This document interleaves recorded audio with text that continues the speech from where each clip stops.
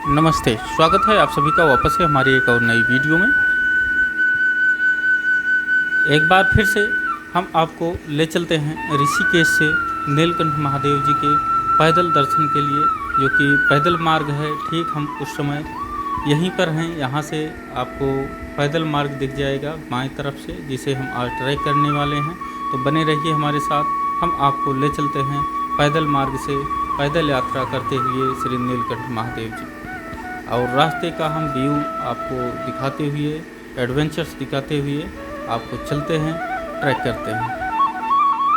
यह जो है रास्ते के कुछ ऐसे पॉइंट्स हैं जहां से आप सेल्फी ले सकते हैं, एडवेंचर्स की फ़ोटोज ले सकते हैं, वीडियो ले सकते हैं। तो बने रहिए, हम आपको पूरे रास्ते का व्यू दिखाते हैं।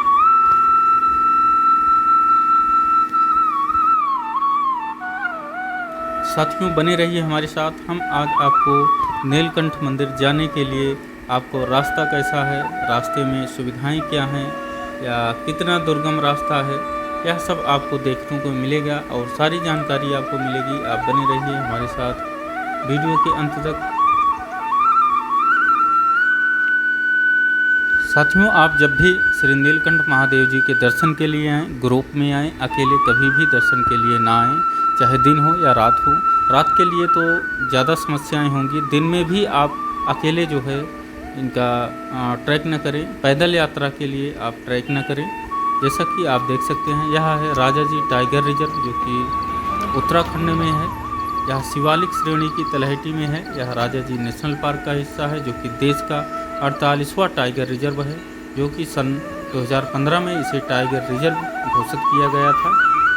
राजा जी राष्ट्रीय उद्यान की स्थापना सन 1983 में उत्तराखंड में 3 अभयारण्यों यानी राजा जी, मोतीचूर और चीला को मिलाकर की गई थी। चौड़ी पत्ती वाले नदी, तटीय वनस्पति, झाड़ियाँ, घास के मैदान और देवदार के वन इस पार्क में वनस्पतियों की एक श्रेणी बनाते हैं। यह रिजर्व बाघ, हाथी, तेंदुआ, हिमालयी काला भालू, सुस्त भालू, बियर, सियाल, लकड़बग्घा, हिरण, सांभर, बार्किंग डियर, नीलगाय, बंदर और करीब 300 से अधिक पक्षियों की प्रजातियों से यह जो है इसमें निवास करते हैं। गंगा और सोंग नदियां इससे होकर गुजरती हैं। Jim Corbett national park Bharat का प्रथम राष्ट्रीय उद्यान, फूलों की घाटी राष्ट्रीय उद्यान और नंदा देवी राष्ट्रीय उद्यान, जो एक 7 यूनेस्को के विश्व धरोहर स्थल हैं। गोविंद पशु विहार राष्ट्रीय उद्यान तथा अभयारण्य, गंगोत्री राष्ट्रीय उद्यान, नंदौर वन्यजीव अभयारण्य, जो कि उत्तराखंड के संरक्षित क्षेत्र हैं। इसकी स्थापना सन 1983 में हुई थी, जबकि यह जो है टाइगर रिजर्व 2015 में घोषित हुआ। इसका क्षेत्रफल 820 वर्ग किलोमीटर में है, जो कि काफ़ी बड़ा क्षेत्रफल है इसका।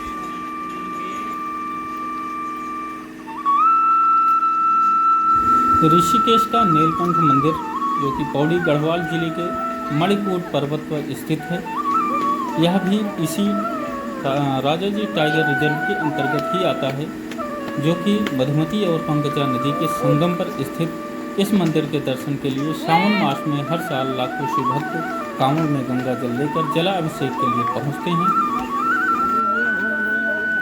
इस मंदिर तक पहुंचने के लिए कई तरह के पहाड़ और नदियों से होकर गुजरना पड़ता है।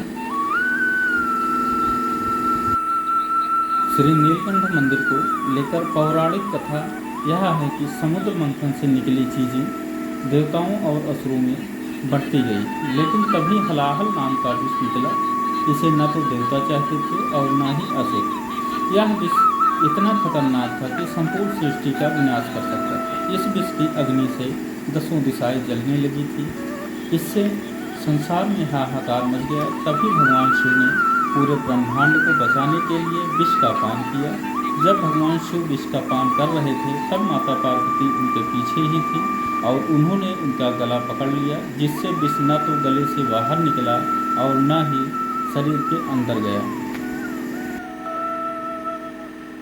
विष भगवान शिव के गले में ही अटक गया, जिसकी वजह से उनका गला नीला पड़ गया और फिर महादेव नीलकंठ कहलाए। लेकिन विष की उष्णता गर्मी से बेचैन भगवान शिव शीतलता की खोज में हिमालय की तरफ बढ़ चले और वह मणिकूट पर्वत पर पंकजा और मधुमती नदी की शीतलता को देखते हुए नदियों के संगम पर एक वृक्ष के नीचे बैठ गए थे, जहां वह समाधि में पूरी तरह लीन हो गए और वर्षों तक समाधि में ही रहे, जिससे माता पार्वती परेशान हो गई।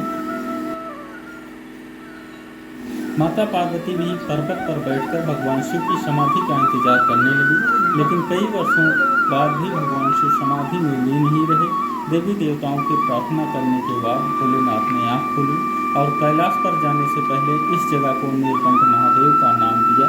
इसी वजह से आज भी इस स्थान को नीलकंठ महादेव के नाम से जाना जाता है। जिस वृक्ष के नीचे भगवान शिव समाधि में लीन थे, आज उस जगह पर एक विशालकाय मंदिर है और हर साल लाखों की संख्या में शिव भक्त इस मंदिर के दर्शन के लिए आते हैं।